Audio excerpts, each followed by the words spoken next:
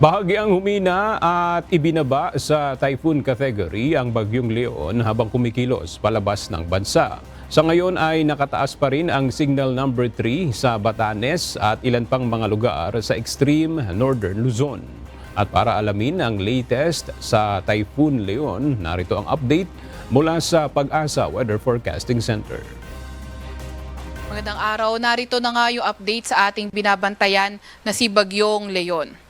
Narito nga yung latest satellite image ni Leon. May kita natin na ngayon ay humina na si Leon at ngayon ay nasa may typhoon category na lamang. Etong si Leon, mostly apektado ang northern Luzon area, pero yung kanyang trough or extension, posible pa rin magdala ng mga paulan sa may Luzon area. And then tingnan naman natin itong posibleng maging track ni Leon.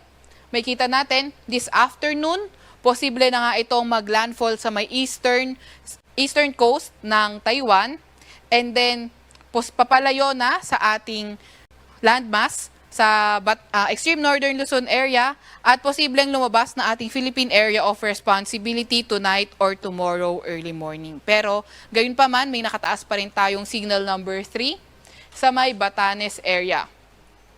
Tropical Cyclone Wind Signal number 2 naman sa may Babuyan Islands at Signal number 1 sa may mainland Cagayan, sa may Isabela, Apayao, sa may Abra, Kalinga, Mountain Province, sa may Ifugao, Ilocos Norte at Ilocos Sur. Pati na rin sa northern portion nga ng Benguet.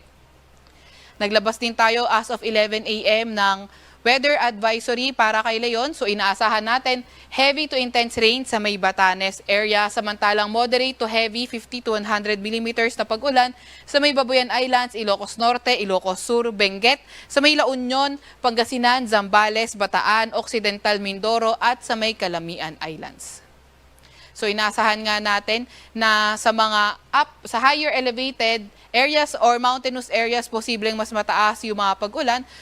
Kaya kailangan mag-ingat yung ating mga kababayan na nasa mga flood-prone at landslide-prone area sa mga banta ng pagbaha o hindi kaya pagguho ng lupa. Asahan naman din natin yung mga bugso ng malalakas na hangin kahit walang signal. Ngayong araw sa malaking bahagi ng Cordillera Administrative Region, Aurora, Bataan, Quirino, Nueva Vizcaya, sa Metro Manila, sa may Calabarzon, Mimaropa, Bicol Region, Northern Samar at malaking bahagi nga ng Western Visayas. On Friday, mga bugso ng malalakas na hangin posible sa may Batanes, Cagayan, pati na nga rin sa may Isabela. Meron din tayong nakataas na gale warning. Ito ay as of 5 a.m.